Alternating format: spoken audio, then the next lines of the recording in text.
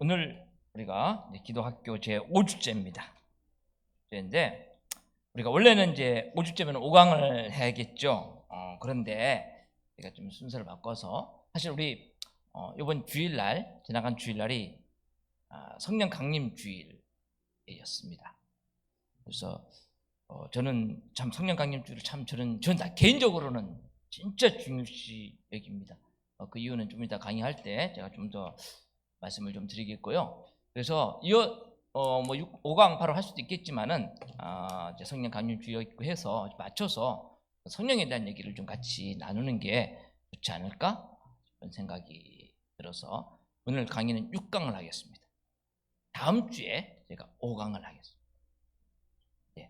6강 제목은 성령에 대한 올바른 이해 이렇게 되어 있습니다. 우리 한번 일단 오늘 말씀을 한번 일단 보고 있습니다. 우리 사도행전 2장 1절에서 4절 말씀 우리 한번 같이 보겠습니다. 사도행전 2장 1절에서 4절 말씀.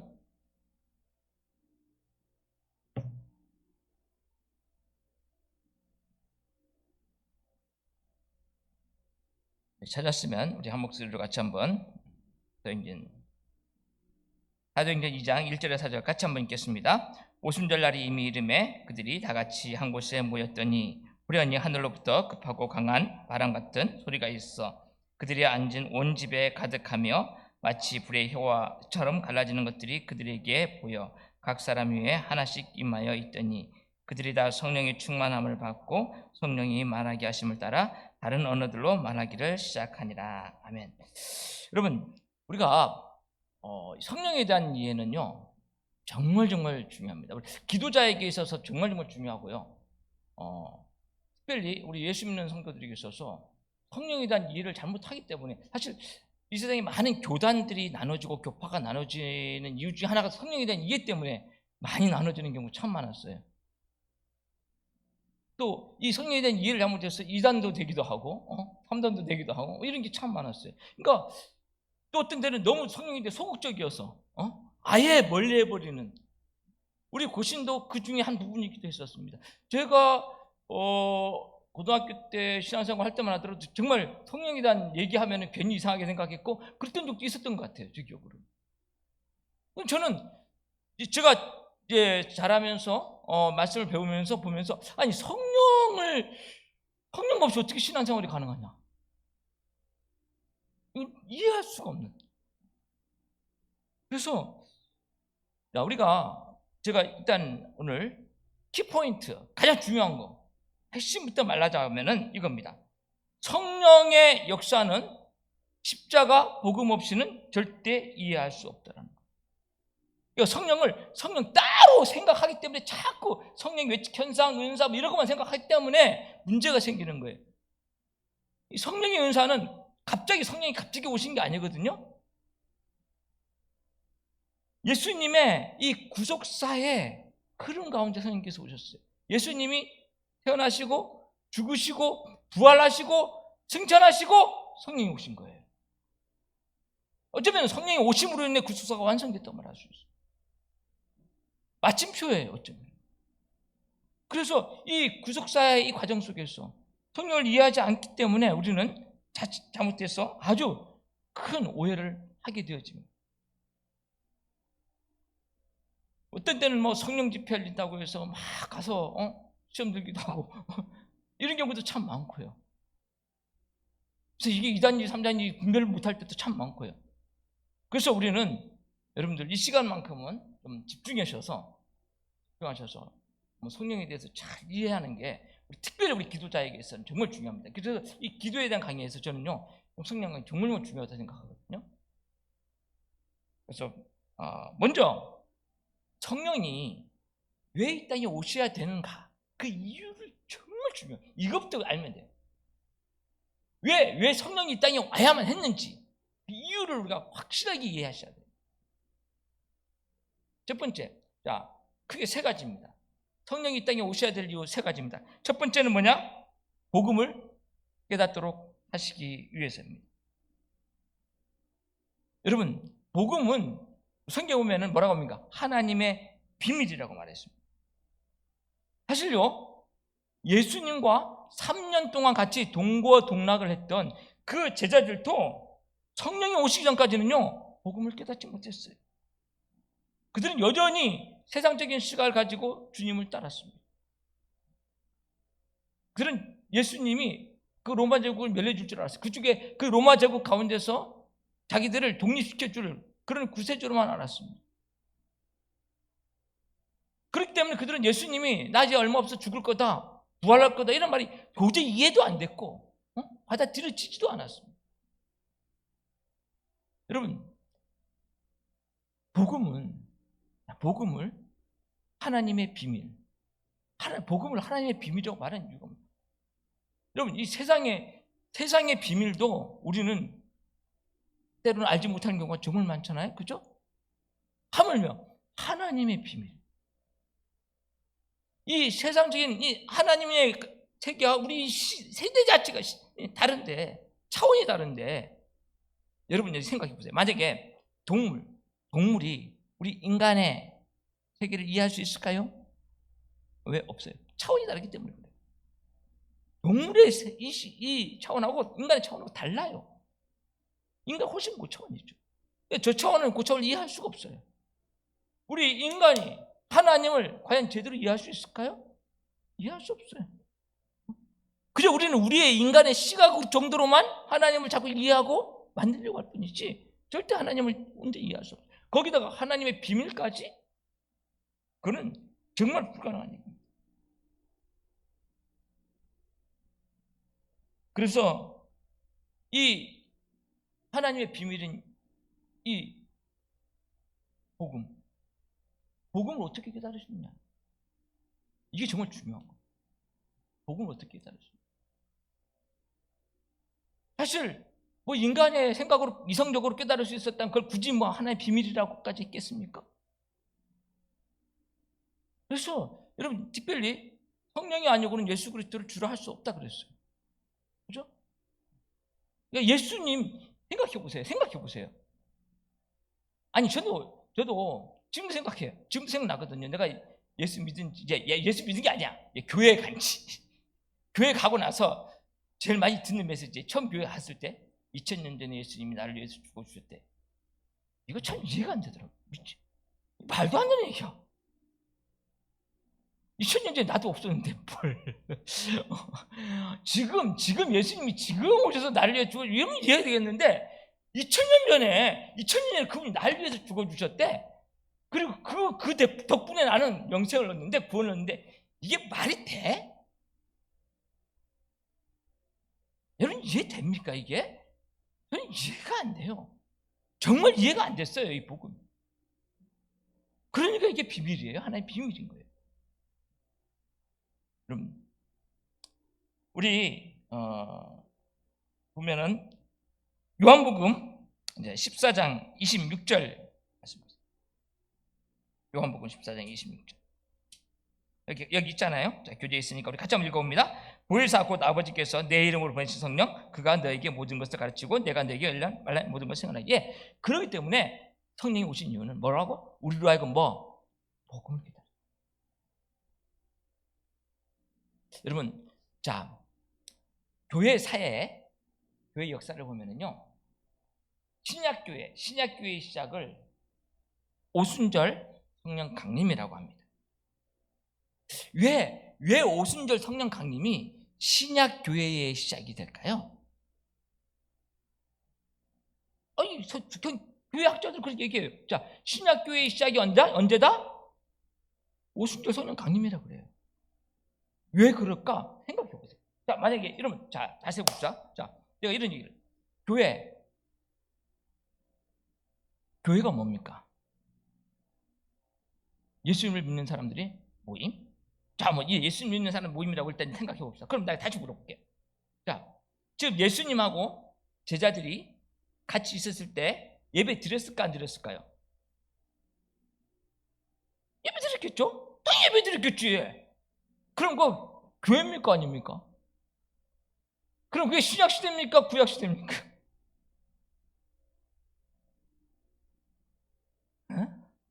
신약인데 구약은 아닌데 그러면 그걸 왜 신약 시대의 교회로 안 봅니까? 시작으로 왜 안 봅니까?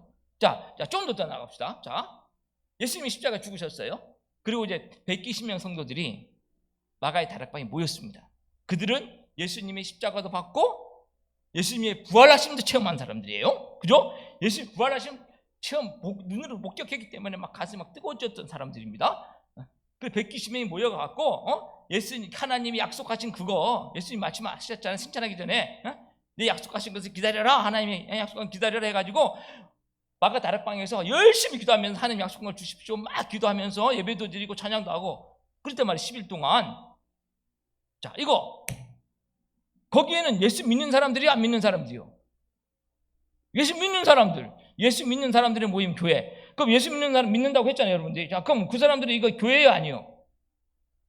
마가의 다락방 교회 얼마든지 붙일 수 있는데. 그런데 왜 이거를 시작교회 시작으로 안 볼까? 이미 시작했는데. 예수 믿는 사람들의 모임이라고 했다며. 그래서 이제 잘 들으셔야 돼요. 예수 믿는 사람들 때 믿느니 뭘 믿느냐는 거예요. 이게 정말 중요한 거예요. 자, 우리 예수 믿는 사람들을 모임할 때 믿는다는 게 도대체 뭘 믿어야 우리가 우리 이렇게 말 예수 믿으면 구원 얻는다. 예수 믿으면 구원 얻는다. 이게 복음이잖아요. 예수 뭘 믿으면 구원 얻는 거예요? 구체적으로 예수님이 2000년 전에 십자가에 죽으셨어. 그거 믿으면 구원 얻는 거예요? 예수님이 부활하셨대. 나 그거 믿어. 예수님 부활하신 게 맞다니까? 나 믿는다니까? 그러면 구원 얻는 거예요? 예? 우리가 예수님의 믿는다면 예수님이 뭘 믿어? 십자가 부활. 예수님 십자가 부활을 믿습니다. 자, 여러분 잘 들으세요. 지금 오순절 강림 전에 이 제자들 아까 마가의 다락방에 있는 이것들도요 예수님의 십자가도 받고 부활도 받습니다. 있습니다. 그런데 이 상태로 그들이 구원 얻을 수 있을까 없을까 잘 생각해 보세요. 여러분, 우리가 구원 얻는다고 할 때, 예수를 믿는다고 할 때 이게 믿는다는 것은 역사적인 사건을 믿는 게 아니에요. 2000년 전에 예수님이 십자가 사건 있었다, 믿는다. 예수님 부활 사건이 있었던 거 진짜야, 그거 가짜 아니야, 진짜야, 나 믿어. 그러면 구원 얻는 게 아니라니까. 예수님이 십자가 하고 여러분하고 무슨 상관이 있는데, 그 사건이 일어난 거, 예수님 부활 사건 진짜 일어난 거 여러분 무슨 상관이 있는데, 그 사실 그거 믿는, 나 그거 그 사실 인정해, 그 사실 동의해, 이런다고 해서 구원 얻는 게 아니란 말이에요. 그럼 뭐냐? 우리가 믿는다고 했을 때 성령 강림이 임하기 전하고 임한 후에 가장 큰 차이가 뭐였느냐면요, 잘 들으세요. 이제 복음을 깨달는 거예요. 복음이라는 게 뭐냐면, 아하! 성령 강림이 임하고 나니까 갑자기 이 베드로가 설교를 하기 시작하거든요. 이 내용이 뭐냐면은, 설교 내용이 뭐냐면, 예수님이 십자가가 나를 위한 십자가였어. 예수님 부활이 나를 위한 부활이었어. 예수님이 십자가에 죽으심으로 인해 내가 죄 용서를 받았고, 예수님이 부활하심으로 인해 내가 다시, 내 생명이 다시 살아나. 뭡니까? 연합. 예수님과 내가 하나가 됐다는 사실. 이게 바로 복음이에요. 이게 바로 하나님의 비밀이에요. 하나님의 비밀. 하나님의 비밀이 다른 게 아니에요. 하나님의 비밀, 하나님하고 내가 하나가 되는 거예요. 이게 말이 돼? 말이 안 되지. 그러니까 하나님의 비밀이지. 이 세상 사람들은 아무도 모르지. 아무도 깨달을 수가 없지. 어떻게 인간이 이성으로 하나님은 내가 하나가 된다는 게 말이 돼? 연합된다는 게 말이 되냐고. 말이 안 되죠. 그래서 비밀이죠. 그래서 이 세상에 어떤 인간의 지혜를 갖고도 이건 깨달을 수가 없는 거예요. 그러니까 오순절 성령 강림 이전에는 제자들은요, 그래, 예수님 십자가 맞아, 죽으셨고 부활 인정해, 예수님 부활 인정해, 이 정도로 끝났다니까. 예수님이 십자가는 예수님 십자가였고 예수님 부활은 예수님의 부활이었을 뿐이에요. 그런데 오순절 성령 강림이 임한 이후부터 뭐가 바뀌었다? 예수님의 십자가가 나를 위한 십자가였고 예수님의 부활이 나를 위한 부활이었다. 그래서 그걸 믿어야만 내가 구원 얻는 거예요. 아멘. 예수를 믿는 사람이 구원 얻는다고 할 때 믿는다는 내용, 구체적인 내용은 예수님과 내가 하나가 됐다는 거예요. 예수님 내가 하나가 됐으니까 내가 죽어도 구원 얻는 거예요. 내 안에 예수 생명이 있기 때문에. 여러분 잘나서가 아니고 여러분 안에 예수 생명이 있기 때문에 구원 얻는다니까요. 아멘. 이거 못 믿으면 구원 못 얻어요. 여러분 아무리 교회 열심히 다녀도요, 교회 구원 얻을 수 없어요. 하나님의 비밀이 뭔지를. 그래서 이거 성령이 오셔야 되는 이유. 자, 보세요. 그러니까 예수님이 잘 들으세요. 예수님이 잘 들어요. 예수님이 십자가에 죽으셔서 우리 구원의 근거를 마련하셨어요. 죄 대속함을. 우리 죄를 대속해 주셨잖아요. 근데 그걸로 끝나버리면 안 되잖아요. 부활하셨어요. 부활하셔서 우리에게 새 생명을 주셨어요. 그런데 이걸로 끝해버리면 그게 뭐가 돼? 만약 이걸로 끝났다 생각해 보세요. 사람들이 예수님이 십자가 정말 있었네, 부활. 근데 이거가 구원 얻을 수 있어요, 없어요? 못 얻어요. 못 얻어요. 구원은 예수님이 죽으심이 나를 위한 죽으심이, 예수님 부활이 나를 위한 부활이었다는 이걸 깨달아야 구원 얻는데 이걸 깨달을 수가 없어. 그래서 누가 왔다? 그래서 성령이 오셨다. 성령이 오시지 않았으면 이걸 절대로 깨달을 수 없고, 그렇기 때문에 성령이 오시지 않고는 예수를 주라 할 수 없다 이거예요. 아멘. 예수를 주라 할 수 없는 거야.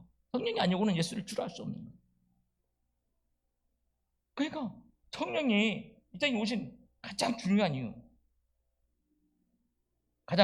이유를 우리는 보게 된 겁니다. 첫 번째, 복음을 깨닫도록. 이건 잊지 마세요. 성령이 오시는 이유는요, 우리가 능력한 거 이게 아니에요. 가장 중요한 이유, 복음을 깨닫도록 하시오. 둘째, 여기 관로가 있으니까, 오순절 성령감님이 위대한 이유는 외적인 현상이 아니라 내적인 역사예요. 성령이 오순절감님이 위대한 이유, 방언하고 막 지붕이 흔들리고 막 기적이 일어나고 이런 것 때문에 성령 강림이 위대한 게 아니라는 거예요. 성령 강림으로 인해서 우리가 복음을 깨달을 수 있다는 사실. 두 번째, 성령이 오신 이유. 두 번째는 복음을 누리고 살도록 하시기 위해서입니다. 복음을 누리고 살도록 하시기 위해서. 여러분, 앞에 있는 것 시간이 많이 없어가지고 다 못하겠어요. 자, 일단 로마 7장 이거는 건 나중에 보고요. 자, 성취된 성령 약속. 우리 에스겔서 36장 26절에서 27절 한번 읽어볼래요? 같이 한번 읽어봅니다. 같이 읽겠습니다. 또 새 영을 너희 속에 두고 새 마음을 너희에게 주되 너희 육신에서 굳은 마음을 제거하고 부드러운 마음을 줄 것이며 또 내 영을 너희 속에 두어 너희로 내 율례를 행하게 하리니 너희가 내 규례를 지켜 행할지라. 여러분, 우리는요 복음을 압니다. 근데 복음을 알긴 아는데 복음을 누리면서 사는 사람들은 정말 좋습니다. 우리는요 복음을 안다 해놓고요 또다시 율법주의적인 삶을 살아갑니다. 나중에 한번 제가 어떤 기회가 되면은 율법주의 신앙이 뭔지를 내가 한번 말씀을 드릴 기회가 있을 것 같아요. 정말 그렇습니다.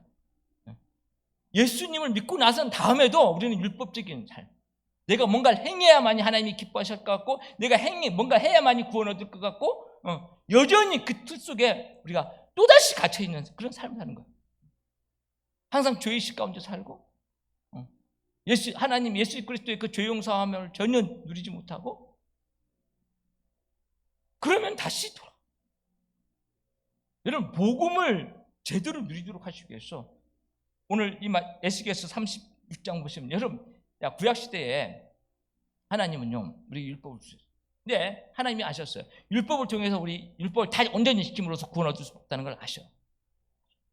그래서 하나님께서 하신 말씀이 뭐예요? 그러니까 27절을 보니까 에스겔 36장 27절에 보면 내 영을 너희 속에 두어. 내 영이 뭡니까? 그래서 내 영이 뭡니까? 성령. 너희로 내 율례, 내 말씀을 행하게 하리니 너희가 내 규례를 지켜 행할지라. 26절에도 또 새 영을 너희 속에 두고. 새 영이 뭡니까? 성령.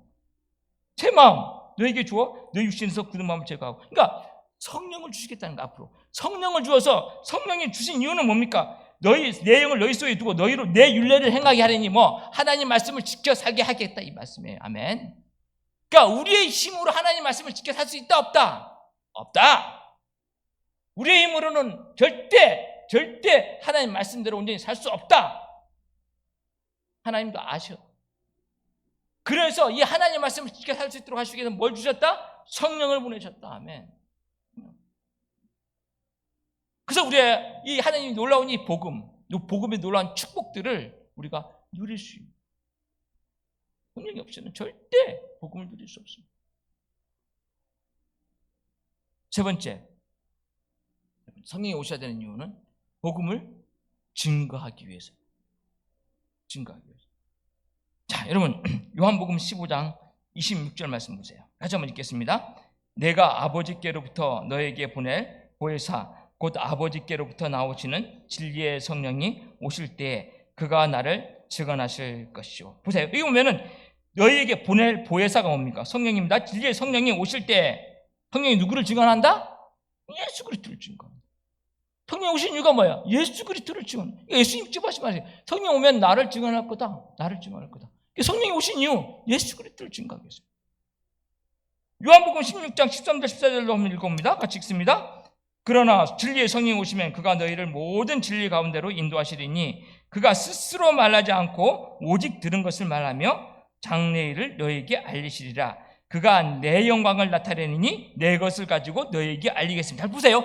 그가 성령이 누구의 영광? 예수 그리스도의 영광을 나타내리니 예수 그리스도의 것을 가지고 너희에게 알리겠습니다. 아멘. 예수님이 하신 말씀이잖아요. 그러니까 성령이 이 땅에 오신 가장 중요한 이유가 뭐예요? 그러니까 증거. 예수를 증거하기 위해서다. 예수를 증거하기 위해서다. 요한복음 14장 26절 말씀도 같이 한번 읽어봅니다. 아까 읽었던 말씀이지만 보혜사 곧 아버지께서 내 이름으로 오신 성령 그가 너에게 모든 것을 가르치시고 내가 너에게 말한 모든 것을 생각나게 하시리라. 누가? 너에게 말한 모든 것 가르친다. 그리고 내가 너에게 말한 모든 것을 생각나게 할 것이다. 그래서 그랬잖아요. 요한이라든가 이 사람들도 처음에는 예수님하고 처음 3년 동안 지낼 때는 놀라운 사실은 있었네 하다가 나중에 시간이 지나 성령께서 강림하신 뒤에 그때 옛날 그게 밑으로 생각이 나고 막 그래서 성경을 기록하고 그런 거 아닙니까, 여러분? 성령 강동함을 받아 성경을 기록하잖아요. 옛날 것이 기억나면서. 그래서 성령께서 하시는 일은 예수님이 말한 것을 기억나게 하시고 예수님이 말한 것을 다시 말하게 하시고. 그러니까 이 말은 뭐예요? 성령님은 절대 스스로 자의적으로 행하지 아니하신다. 이 말씀입니다. 그가 중요한 것이죠. 우리 사도행전 1장 8절 말씀 같이 한번 읽습니다. 오직 성령이 너에게 임하시면 너희가 권능을 받고 예루살렘과 온 유대와 사마리아와 땅 끝까지 이르러 내 증인이 되리라 하시니라. 야, 성령이 너에게 임하시면 내 증인, 누구 증인? 예수 그리스도의 증인이 될 것이다. 성령이 임할 때 결국 그 성령이 임하는 중요한 이유 중에 하나가 내 증인, 예수 그리스도의 증인이 되어라. 증인이 되어라. 그래서 보세요. 성령이 우리에게 임해서 예수 그리스도의 증인이 돼야 되는데 우리가 부족해. 그래서 성령께서 뭘 주신다? 은사를 주시는 거예요. 은사를. 은사를 주시는 이유가 바로 거기에 있는 거예요. 우리에게 잘 뜨세요. 성령께서 우리에게 은사를 주시는 이유는 나를 나타내기 위해서가 아니에요. 예수 그리스도를 증거하기 위해서. 내가 부족하기 때문에 필요한 은사들을 성령께서 우리에게 부어주시. 그걸 두고 예수 그리스도를 증거해야 되는데 근데 우리는 은사를 아주 잘못 생각하고 하나님요. 나는 지금 예수 믿은 지 지금 10년, 20년이 돼가는데 이 사람은 예수 믿은 지 1년밖에 2년밖에 안 돼. 벌써 방언을 막 하는데 난 방언에 방자도 못해. 창피해. 하나님 저도 방언의 은사를 주시옵소서. 방언. 이런 사람들 많아요. 의외로. 방언 은사 못 받았다는 것에 열등감을 느끼는 사람들이 의외로 많아요. 저는 목회자들 중에도 그런 목회자를 본 적이 있어요. 내 목사가 됐는데 방언 하나 못하고 왜? 누가 그런 얘기를 하더라는 거야. 아니 목사가 됐는데 방언도 하나 못하냐? 저러면서 무슨 목사가 돼? 이런 말을 하더라는 거야. 막 그래갖고 그래서 마음에 찔려갖고 기도원에 가갖고 나도 방언 좀 달라고 막 기도했는데 그래도 안 주시더래. 그래서 내가 정말 믿음이 부족한가? 막 속상하고 그런 얘기 하시더라고요. 여러분 잘 들어보세요. 하나님이 우리에게 은사를 주시는 이유가 내 속상하지 말라고 그래 주는 거예요? 내가 안 달라는데 이 정도 돼. 이거 보여주려고 그렇게 주는 거예요? 그런데 우리는 하나님의 은사를 왜 구하는 줄 아세요? 나의 유익을. 하나님께서 은사를 주시는 이유는, 성령의 은사를 주시는 이유는 딱 하나야. 예수 그리스도를 증거하기 위해서. 예수를. 그래서 성령 은사 집회니 뭐냐 할 때 나는 그 들어가지 말라는 말을 안 해요. 가는데 분별을 제대로 하라 그래요. 그 은사 집회하는 그곳에 가서 거기에서 예수 그리스도의 옛자도 꺼내지 않는다면은 그거는 가짜예요. 아주 위험해. 거기는 거기서 은사 일으키는 자기 자신을 막 드러내는 거야. 나가 이런 사람이니까 오세요, 모이세요. 제가 영웅이 돼버리는 거예요. 그렇게 해서 2단, 3단 있는 사람 우리나라 많아요. 처음에는 신앙 참 좋았다고 생각하는 사람들이 그렇게 돼버리는 거예요.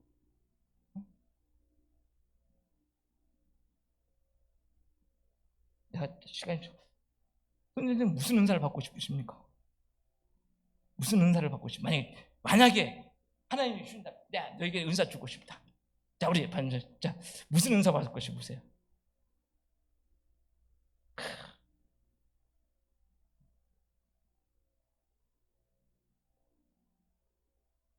와, 복음 중요한 은사. 와, 이야, 거룩하시다. 또, 자, 우리 1조 조장님은, 자, 무슨 은사를 받고 싶으십니까? 만약에. 예? 뭐 자신, 아니, 은사 필요 없어요. 이겁니까? 하나님이 내 지금 나 주시겠다는데, 만약에 내가 줄게, 말해봐. 하면 무슨 은사 받겠다고 할 거야? 생각을 안 해보신 모양이네. 은사에 대해서 은사에 욕심이 좀 있긴 있어야 되는데, 욕심이 나를 위해서가 아니라 죄의 사역을 위해서 욕심이 있어야 되는데, 사실은, 자, 여러분 나에게 물으신다면, 나에게 물으신다면은, 저는 옛날부터 그랬어요. 너에게 만약에 은사가 주신다면은요, 제가 제일 받기를 거부하고 싶은 게 사실 무서워요 하는 은사 중에 하나는요, 사랑의 은사고요. 다 퍼줘야 되니까 나는 물고 자신 없어. 나 그렇게 못 살 것 같아. 도저히 자신이 없어서 난 그건 아닌 것 같아요, 주님. 그런데요, 진짜 하고 싶은 은사는요, 주님, 병 고치고 귀신 떠나가고, 기왕이면 제가 이런 은사 받고 싶어. 왜? 그래야 복음도 탁 전하고, 주의 사역을 위해서, 주의 영광을 위해서, 주의 사역을 위해서, 주의 영광을 위해서. 얼마든지 우리가 립서비스 이렇게 말할 수 있는데, 저는 저 자신을 너무 잘 압니다. 하나님도 나를 너무너무 잘 아세요. 참, 말은 무슨 하나님의 영광을 위해서야. 사실은 왜? 제일 쉽게 드러나거든요. 병 고치고 귀신 쫓아내고 하면 수많은 사람들이 나를 따라줘요. 능력 보고, 저 사람은 대단한 사람, 저 사람은 능력 있는 사람, 저 사람은 뭔가 할 수 있어, 저 사람은 따라갈 수 있는 거예요. 그게 하나님은 저를 아세요. 그렇게 돼서 내가 어떻게 바뀔 것이라는 걸 너무너무 잘 아세요. 저도 알거든요. 제가 조금. 그래서 하나님 저에게 지금 그거 안 주신 거예요. 그래서 감사해요. 만약에 지금 제가 병 고치는 은사, 균주당 은사인데 내가 여기 있겠습니까? 지금 제가 비행기 타고 날아다니고 있지. 지금 내가 여기서 이 자리에 앉아서 이거 기도학교 하고 이런 거 하고 있겠어요, 제가 지금? 네. 생각이 없어요. 그러니까 이런 것들이요, 우리는요, 은사를 대부분 나의 위에 내가 뭔가를 이런 게 다 있어. 은사는 그렇게 하는 거예요. 온전히 한 예수 그리스도를 증거하기 위해서, 예수 그리스도를 증거하기 위해서 필요하기 때문에 주시는 거예요. 아멘. 네. 그러면은 성령이, 자, 우리 제일 중요한 거는 성령이 왜 오셨는가? 세 가지입니다. 첫 번째 뭐요? 첫 번째, 복음을 깨닫도록 하시기 위해서. 두 번째, 복음을 누리도록 하시기 위해서. 세 번째, 복음을 증거하도록 하시기 위해서. 세 가지 잊지 마십시오. 그 이외에는 나도 모른다. 세 개분 족하다. 성령이 이 땅에 오셔야 될 정말 중요한 이유 세 가지. 첫 번째는 복음을 깨닫도록 하시고, 두 번째, 그 깨달은 복음을 누리도록 하시기 위해서고, 우리 누림을 통해서 그 복음을 어떻게 증거하도록 하시기 위해서. 이게 바로 성령께서 땅에 오신 이유였습니다. 아멘. 그러니까 복음과 떨어져서 생활할 수 있다 없다? 그러면 성령은 언제 임했을까를 우리 한번 잠깐 생각해 보십시다. 자, 우리 요한복음 7장 39절 말씀 한번 찾아볼까요? 같이 한번 읽어봅니다. 이는 그를 믿는 자들이 받을 성령을 가리켜 말씀하신 거리라. 예수께서 아직 영광을 받지 아니하셨으므로 성령이 아직 그들에게 계시지 아니하시더라. 이 말이 뭐예요? 야, 예수께서 아직 영광을 받지 아니하셨으므로 성령이 아직 그들에게 계시지 않았다. 이 말은 뭡니까? 그러니까 성령이 임한 때는 언제다? 영광을 받아야 성령이 임할 거다. 이 말이에요. 그렇죠? 여러분, 요한복음 16장 7절에도 보세요. 16장 7절 같이 한번 읽어봅니다. 그러나 내가 너에게 실상을 말하노니 내가 떠나가는 것이 너에게 유익이라. 내가 떠나가지 아니하면 보혜사가 너에게로 오시지 아니할 것이요 가면 내가 그를 너에게로 보내리니. 그러니까 성령이 오셔야 될 때는 언제다? 내가 떠나가야만 한다. 십자가에 죽고 부활하고 승천한 이후에 성령께서 오실 거다라고 말하는 거예요. 성령 임하신 때가 분명히 이렇게 말하고 있어요. 왜일까를 생각해요. 왜일까? 그러니까 성령의 강림 조건은 예수 그리스도의 구속의 완성이었습니다. 예수 그리스도의 구속의 완성. 예수님의 구속이 완전히 완성된 뒤에 성령이 오실 수 있다는 거예요. 왜일까를 생각하셔야 돼요. 바로 예수님의 사명과 성령의 사명이 차이가 있기 때문에 그래요. 자, 예수님의 사명은 뭡니까? 죄인인 우리를 위해서 우리의 죄를 대속시키는 거, 대속하고 새 생명 부어주시는 거. 그게 바로 우리의 구속이죠. 땅에 있는 죄인들의 구속. 이게 바로 예수 그리스도의 사명입니다. 그러면 성령의 사명은 뭡니까? 구속받은 우리가 온전히 하나님의 영광을 위해서 살 수 있도록 하는 거예요. 이게 바로 성령의 사명이라는 거예요. 아멘. 그 구속받은 우리가 온전히 하나님의 영광을 위해서 살 수 있도록. 그게 바로 성령의 사명입니다. 그러면 우리가 이 딱 할 때, 우리에게 이 말을 딱 듣는 순간, 여러분은 어떤 뭔가가 딱 의문스러운 질문을 딱 떠올라야만 합니다. 이게 이성적인 사람이라면 딱 떠올라야만 합니다. 성경을 좀 읽어본 사람이라면 더 떠올라야만 합니다. 성령이 임한 조건이 뭐라고? 예수 그리스도가 십자가에 죽으신 이후, 부활 이후, 승천 이후였다고? 그런데 우리는 성경을 읽어봤는데 구약 성경에 성령이 임한 적이 있다 없다? 있다 없다? 엄청 많다. 다윗에게도 임했고 이사야에게도 임했고 신약시대는 없었나? 예수님이 70명 제자들을 보내서 전도하고 보냈을 때 그들이 와서 막 귀신 떠나고 막 성령께서 임하셨다고 막 놀랐어요. 이미 예수님 안에도 성령이 임했어요. 자, 이건 뭐요? 아니, 성령이 강림하는 조건은 십자가 구속 이후라며. 근데 이전에도 이미 성령은 임했는데 그건 무슨 아니에요? 라는 질문이 당연히 있어야 되는 거예요. 당연히 있어요. 그런데 들으십시오. 성령 강림, 오순절 성령 강림 이전의 성령과 성령은 이후의 성령은 차이가 있습니다. 그리스도 구속 이전의 성령의 임재는 뭡니까? 우리의 필요를 따라서 잠시 왔다가 잠시 떠나는 거예요. 그 필요가 채워지면 떠났습니다. 다윗에게 계속 임하지 않았습니다. 필요할 때 다윗에게 성령이 임했다가 떠났고 필요할 때 임했다가 떠나고 예수님 제자들도 마찬가지였습니다. 임했다가 떠나고 했습니다.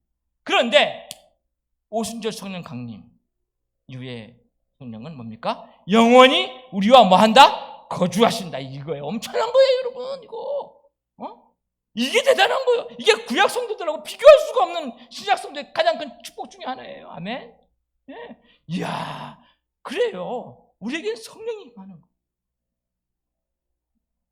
영원히.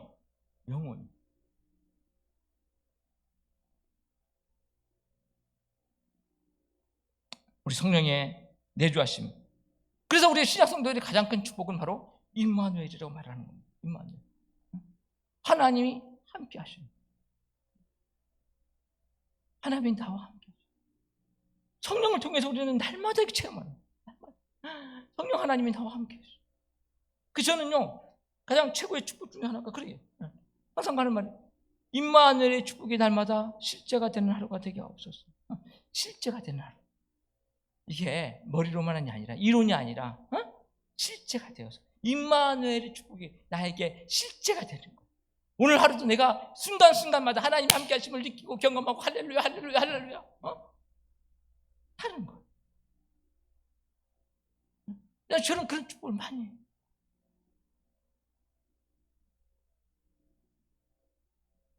(16절) 14장 16절 17 요한복음 14장 16, 17 내가 아버지께 구하겠으니까 또 다른 보혜사를 너에게 주사 영원토록 너희와 함께 있게. 영원토록. 17절에 14장 17절에 보면 그는 진리의 영이라 세상은 능히 그를 받지 못하나니 이는 그를 보지도 못하고 알지도 못함이라. 그러나 너희는 그를 아나니 그는 너희와 함께 거하고 너희 속에 계시겠습니다. 아멘. 이게 임마누엘 아니에요. 임마누엘. 이게 임마누엘 아니에요. 여러분, 성령에 대한 우리 오해가 가장 큰 게 뭐냐면, 우리 성령을요, 많은 사람들이요 능력으로 보는 거예요. 근데 성령님은 능력이 아니에요.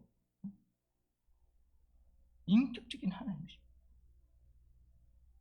우리는 바로 그래서 성령 막 성령 하고 막 성령 부르고 막 밤대로 막 이거 정말 이거 아니에요. 여러분, 성령 충만이 뭡니까? 성령 충만의 의미를 우리는 잘 이해하셔야 돼요. 우리는 성령 충만은 막 제정신이고 막 이렇게 성령 충만인 것 같아요. 그런 거 아니에요. 진정한 성령 충만은요, 온전히 하나님의 능력에 통제받는 상황. 그게 바로 성령 충만. 하나님의 성령에 완전히 붙잡힌다는 거, 완전히 붙잡힘을 받는 거예요. 완전히 그러니까 내 뜻이 아니라 완전히 성령에 붙잡혀 있는 상태, 성령에 완전히 붙잡혀 있는 상태, 그게 바로 성령 충만이에요. 내가 뭐 내 마음대로 막 이런 게 아니에요. 그래서 이 성령님을, 우리는 성령님을 위해서 정말, 성령 충만을 위해서 정말 많이 간구해야 되고, 저는 정말 그런 얘기예요. 저는 성령님이 아니고서는 아무것도 할 수 없습니다. 저는 정말 이 고백을 합니다. 성령님의 일하심이 없이는 저는 아무것도 할 수 없습니다. 여러분, 성령의 도움이 없이 성령을 끝까지 기다릴 수 있어요. 성경은 뭡니까? 성경을 뭐라고 합니까? 성령이 인도하심을 받는다. 우리 예수 쓰는 집. 그렇죠? 자기를 쓰고 싶은 책이 아니에요. 성령에 붙잡힌 사람, 성령의 인도하신 대로 쓰여진 책이 성경이에요. 그렇기 때문에 성경을 제대로 이해하기 위해서는 뭘 한다? 성령의 일을 하시면, 성령의 도우심이 없이는 절대로 성경을 알 수가 없는 거예요. 문자적으로는 우리가 수없이 연구하고 헬라어로 어쩌고저쩌고 히브리어로 어쩌고저쩌고 문법적으로 어쩌고저쩌고 할 수 있을지 모르지만은 그 내면에 있는 거, 그 깊은 뜻은 성령의 역사 아니고는 절대로 알 수가 없는 거예요. 그래서 우리는 성경을 읽기 전에도 항상 성령의 도우심을 구해야 됩니다. 성령님, 이 시간 성령이 읽을 때 내 눈을 열어주십시오. 성령이 감동하심을 받은 자들이 쓰여진 이 책, 성령이 감동하심을 받은 이 책, 성령이 감동이 있어야만 제가 깨달을 수 있사오니 성령님, 제 눈을 열어서 보게 해주십시오. 깨닫게 해주십시오. 그래서 성령 읽을 때도 그냥 부태떼고 막 읽는 거하고 정말 성령의 도우심을 간구하고 읽는 거하고는 천지 차이. 기도 또한 맞아. 기도도 맞아. 성령의 인도하심. 성령께 우리가 알지 못하는 말을 간구하시니까 성령이시오. 기도하기 전에도 성령님 내 귀를 열어주시오. 하나님 음성을 듣게 하시오. 인도해 주시오. 깨닫게 해주시오. 깨달아야 돼. 성령님 통해서 깨달아야 돼. 말씀이 깨달아져야 돼. 예배 시간 주일날 목사님 설교하기 전에 오늘 목사님 입술 통해서 하나님 말씀이 선포될 것인데, 성령 하나님 저 말씀 가운데 성령님 깨달음을 주십시오. 깨달아지게 하십시오. 이거 성령님 없이 어떻게 깨달을 수 있어요? 성령이 일하시면 다 졸게 돼 있어. 그래서 우리가 모든 일을 하면, 어떤 일을 함에 있어서 뭐 성령을 간구하는 거, 이게 습관이 돼요. 정말. 그래서 우리가 기도할 때 기도 제목 중에 최고의 기도 제목은 뭐냐? 성령에 붙잡힌 것. 이거면 끝나. 사실 성령 충만. 성령 충만함을 위해서 간구하는 우리의 최고의 기도 제목 중에 저 빼놓지 말아야 될 기도 제목 중 하나 이거예요. 성령 충만. 성령으로 충만케 하고. 성령으로 충만하면 모든 게 다 해결돼. 정말. 그래서 우리는 항상 성령을 구해야 됩니다. 그래서 여러분, 우리가요, 이 그리스도인들이 성령이 너무너무 소중하. 그래서 저는요, 성령 강연 주일만 되면 막 정말 기다려지고요. 기념하기 위해서 아니라 다시 한번 되새기는. 성도들이 왜 이걸 몰라요? 성령이 왜 오셔야 되는 이유를 몰라요. 복음하고 전혀 복음은 복음, 성령 따로 놀아버려요. 그러니까 온갖 혼란스러운 일이 일어나는 거예요. 인간이 그 성령이라는 이름하에 미명하에 인간의 온갖 욕망, 야망들이 다 드러나 버리는 거예요. 성령이 마음껏 지 마음대로 조절하고 조정하고 말에 움직이는 것처럼. 그래. 정말 난 너무 분노가 일어나거든. 그런 데 보면 어떻게 저럴 수가 있나. 그래서 우리가 성령이 이 땅에 오셔야 되는 이유만 우리가 확실히 이해해야 되라. 우리는 이런 거에 엉성한 거에 넘어가지 않습니다. 눈에 보이는 것들에 우리가 현혹되지 않는다는 거예요. 여러분, 눈에 보이는 거 귀신도 얼마든지 합니다. 방언, 귀신도 방언합니다. 여러분들 아십니까? 이단들 보세요. 이단들 보면 방언하는 사람 많아요. 귀신 방언 다 합니다. 여러분. 뭐 방언하면 뭐 다 하나님이 뭐 사람인 줄 아십니까? 그러니까 그런 것들, 눈에 보이는 것들에 현혹되지 말라. 눈에 보이는 것에 현혹되는 게 아니라 과연 저기가 뭘 말하려고 하는가를 정말 집중해서 보세요. 은사, 집회니 뭐냐 하는 것들이 이것이 정말 그 안에서 예수 그리스도의 영광을 나타내고 하나님의 영광을 나타내고 예수 그리스도를 100% 예수 그리스도를 증거하기 위한 거라면 할렐루야 합니다. 필요하다고 저는 필요하다 생각하거든요. 왜? 그렇기 때문에 은사를 주신 거니까. 그리고 자기 자신은 완전히 죽어지고 온전히 하나님만 나타내는. 그거 필요해요. 그게 있어야 돼요. 그래야 선교가 돼요. 사실은 선교장에 그런 일 많이 일어나요. 저도 중국에 선교할 때 있었어요. 귀신도 쫓아나고. 저는 있었단 말이죠. 다 경험해요.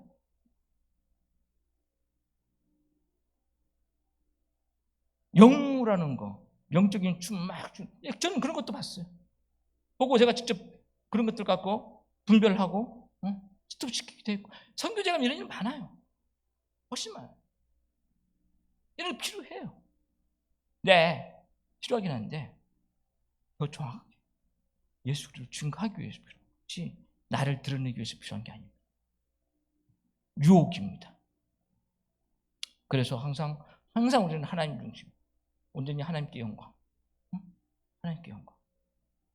그래서 오늘 우리 성령이 오셔야 되는 이유 잊지 마십시오. 성령 강연주의를 지나면서 오늘 성령 강의를 통해서 이것만 안 잊어버리시면 성령이 왜 오셔야 되는가? 복음 때문이었다. 성령이 없이는 우리는 복음을 깨달을 수 없었다. 성령이 아니고서는 우리는 복음을 누릴 수도 없었다. 성령이 아니고서는 우리가 복음을 증거할 수도 없었다. 네. 성령이 오셨기 때문에 우리가 예수 그리스도를 증거할 수 있는. 아멘. 그래서 우리는 여러분 다 성령 받으셨잖아요. 다 성령이 임하셨잖아요. 예수 그리스도 주로 임하시기 때문에. 근데 여러분 당연히 그러니까 뭐예요? 여러분은 선교해야 되는 거예요. 성령이 임하셨기 때문에.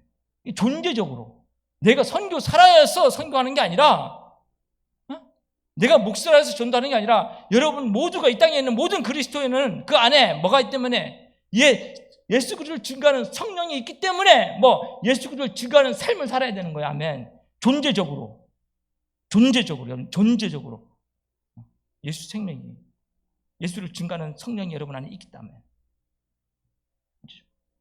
예수를 증거하는 그런 삶을 살 수 있는 여러분이 되시기를 주님의 이름으로 축복합니다. 아멘. 우리 이 시간 한번 다시 한번 기도합시다. 기도할 때 동일한 마음입니다. 성령 하나님, 이 시간 정말 성령으로 우리를 정말 흥하게 하시고 우리가 회개의 영을 달라고 기도하잖아요. 이것도 마찬가지예요. 성령께서 임하셔야 되는 거예요. 성령께서 내 마음을 두드려 주셔야 되는 거예요.